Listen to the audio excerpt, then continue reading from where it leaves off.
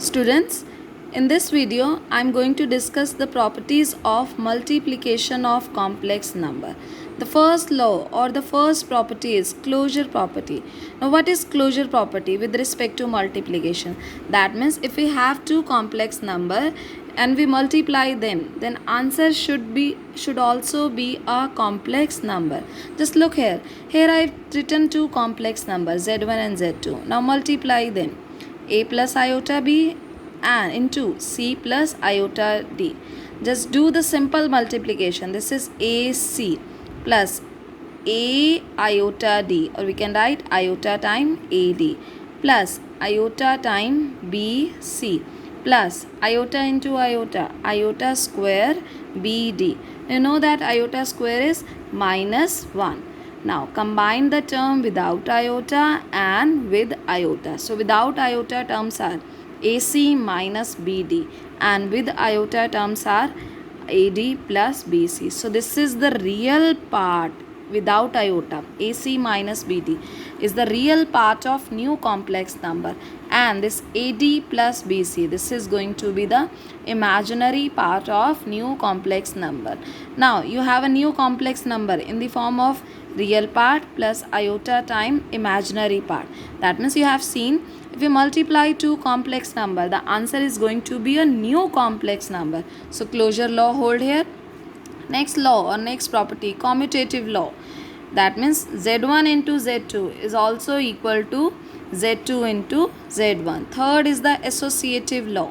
It's the just shifting of bracket. Z1 into z2 and then multiply with z3 is always equal to z1 into z2 into z3. And the fourth property is existence of multiplicative identity.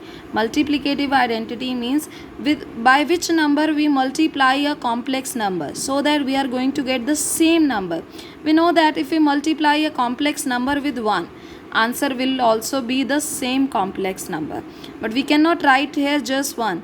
We are dealing with the complex number, so we have to write in the form of 1 plus 0 iota. So the multiplicative identity of this complex number z is 1 plus 0 iota.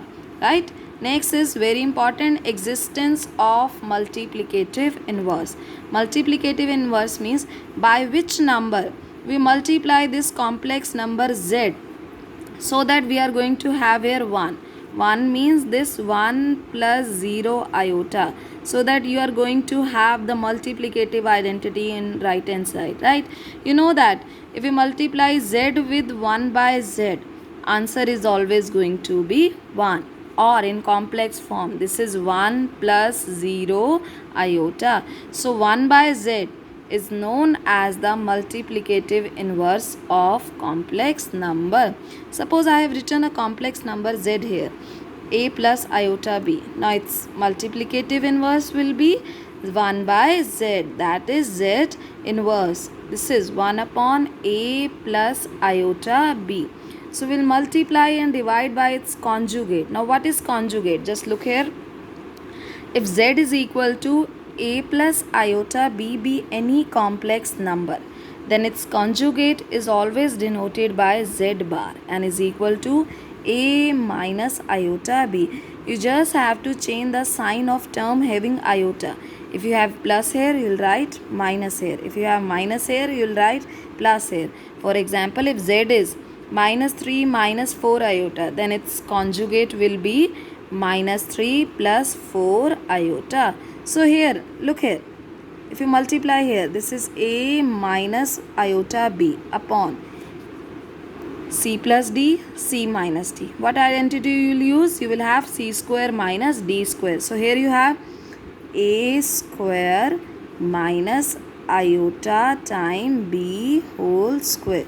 So we'll have a minus iota b upon a square. Now this is minus iota square into b square. Iota square, know that, is equal to minus 1. So this is a minus iota b upon a square plus b square. Again, you no need to learn this proof. You just have to apply the same method in any equation. For example, if the complex number is 3 plus 4 iota, its multiplicative inverse will be 1 upon 3 plus 4 iota. Again, apply the same procedure here. Next, I am going to discuss the powers of iota. Just look here.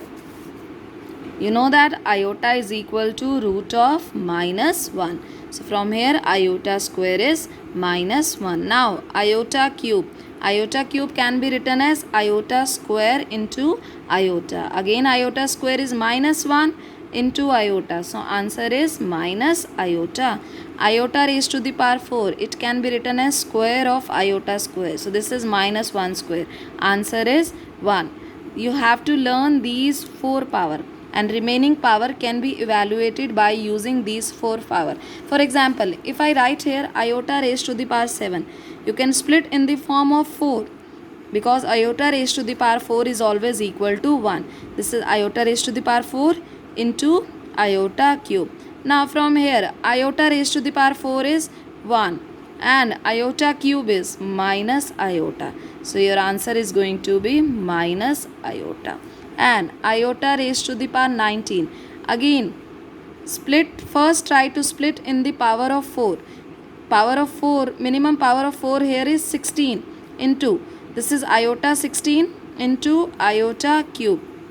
Again, iota 16, it can be written as iota raised to the power 4 into whole power 4.